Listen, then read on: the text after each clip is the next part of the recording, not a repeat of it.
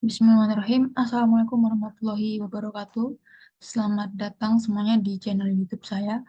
Di kesempatan kali ini kita akan membahas lebih lanjut terkait dengan apa saja istilah dan komponen yang ada di dalam PLSM. Khususnya nanti kita menggunakan software atau aplikasi Smart PLS 3. Yang pertama, kita sering mendengar istilah variabel ya, yang biasa kita gunakan dalam pengujian data penelitian sekunder. Artinya kita mengenal variabel A, variabel B, variabel C. Nah, di dalam penelitian primer, istilah yang tepat digunakan untuk mengganti kata variabel adalah konstruk. Jadi variabel ini sama dengan konstruk, cuma bedanya variabel ini digunakan pada data sekunder, sedangkan konstruk ini biasa digunakan dalam penelitian jenis data primer. Yang kedua, di dalam em, penelitian data sekunder, kita biasa mengenal istilah variabel independen dan variabel dependen. Nah, ketika kita menggunakan uji data primer, khususnya kita menggunakan software Smart PLS, istilah yang tepat untuk menggantikan variabel independen adalah variabel eksogen atau laten variabel eksogen. Kemudian yang kedua ada variabel dependen. Istilah yang tepat untuk menggantikan variabel dependen ini adalah variabel endogen atau laten variabel endogen. Selanjutnya yang ketiga, di dalam masing-masing konstruk ada konstruk A, konstruk B, kemudian konstruk C. Nah, ini mereka di dalam data primer ada istilah indikator. Jadi indikator-indikator yang bisa mewakili dalam setiap konstruk. Jadi ini ada indikator 1, 2, 3 untuk mewakili variabel atau konstruk A, indikator 4, 5, 6 yang bisa merepresentasikan variabel atau konstruk B, dan dependent variabel, eh, I mean endogen, variabel endogen.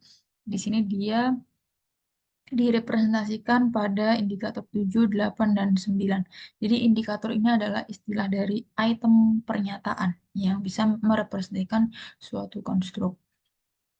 Yang keempat, di dalam pengujian Smart PLS, ini kita menggunakan dua pengujian. Yang pertama adalah kita menguji outer model atau measurement model. Ini ya. Jadi kita karena data kita adalah data primer, artinya kita harus menguji apakah indikator-indikator yang telah kita miliki sebelumnya telah merepresentasikan atau telah valid dan apakah sudah reliable atau dapat dipercaya. Nah, itu kita dengan menggunakan outer model atau measurement model. Yang selanjutnya, ketika kita sudah berhasil melakukan pengujian outer model, artinya data kita adalah valid dan reliable. Selanjutnya, kita lakukan pengujian inner model. Inner model ini biasa disebut dengan structural model. Jadi, pengujian ini digunakan untuk melihat uji pengaruh. Nah, apakah pengaruh variabel eksogen terhadap endogen ini dia signifikan atau tidak, kemudian apakah arahnya positif dan negatif.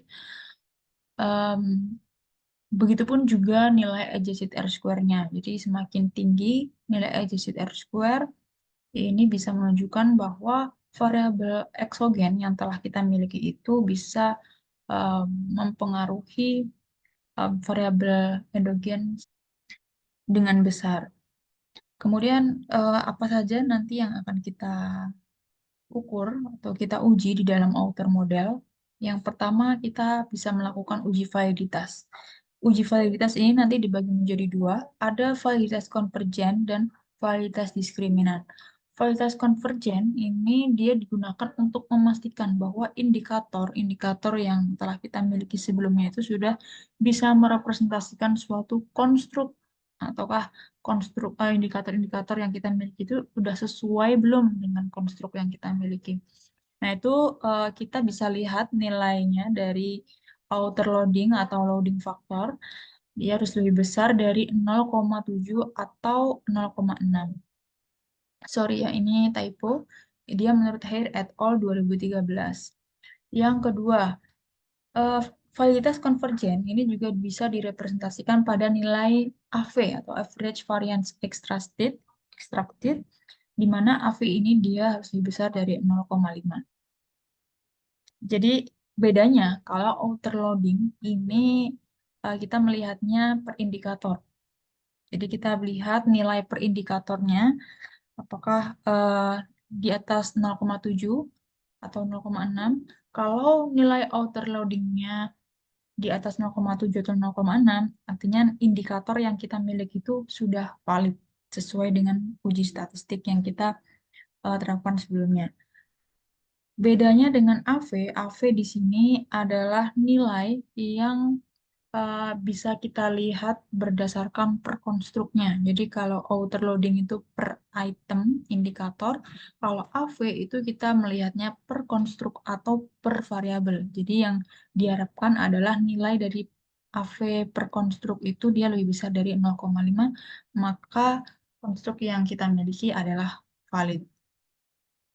Selanjutnya ada validitas diskriminan. Validitas diskriminan ini digunakan untuk melihat seberapa besar variabel laten atau konstruk yang kita miliki itu benar-benar berbeda dengan konstruk yang lainnya. Jadi kita bisa em, melihat perbedaan antara konstruk A, B, dan C ini apakah berbeda. Nah, yang kita harapkan adalah em, di antara ketiga tersebut memiliki perbedaan nilai. Nah, ini bisa direpresentasikan pada nilai akar AV, di mana nilai akar AV ini dia harus lebih tinggi daripada nilai-nilai di bawahnya.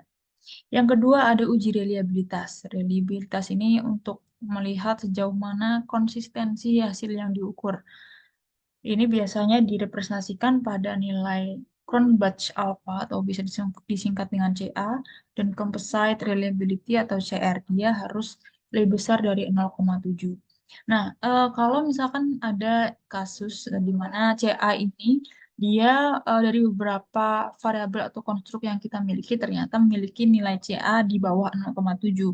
Tapi nilai CR-nya ini menunjukkan bahwa setiap konstruk atau variabel telah sesuai, artinya dia lebih besar dari 0,7. Nah, maka yang bisa kita tarik apa namanya hasil dari penelitian uji reliabilitas ini adalah nilai CR-nya saja dan itu diperbolehkan. Tapi alangkah baiknya kalau nilai CA dan CE ini dia lebih besar dari 0,7, artinya kita bisa memperlihatkan bahwa hasil CA dan CR ini dia konsisten. Artinya data kita atau konstruk yang kita miliki itu ya, adalah reliable. Dan yang ketiga, ada uji korelasi, di mana korelasi ini digunakan untuk melihat hubungan antar variabel ya. Jadi yang kita harapkan adalah setiap variabel atau setiap indikator ini dia tidak memiliki korelasi antara satu dengan yang lainnya. Nah, ini korelasi bisa dilihat pada nilai VIF, di mana VIF ini harus kurang dari 3,3 menurut Hare et al. Ya. Kemudian menurut KOK 2014 ini dia mengatakan kalau VIF itu dia harus lebih kecil dari 2,5. Nah, itu terserah kalian mau pilih yang mana asal sumbernya itu harus ada. Nah, ketika kita sudah berhasil melakukan pengujian outer model, selanjutnya kita bisa melakukan pengujian inner model atau structural model. Di mana di sini kita bisa lihat nilai adjusted R-square-nya ya. Seperti tadi yang sudah saya katakan bahwa adjusted R-square ini adalah besaran persentase.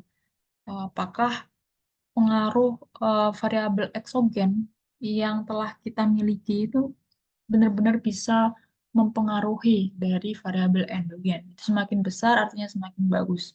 Yang kedua ada uji hipotesis, jadi kita bisa lihat hipotesisnya, baik hipotesis pengaruh langsung ataupun secara tidak langsung, I mean direct effect or indirect effect.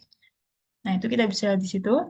Seperti pada pengujian pada umumnya, jadi kita bisa lihat p-value atau T statistiknya. Kalau p-value-nya di bawah 0,05 artinya dia signifikan.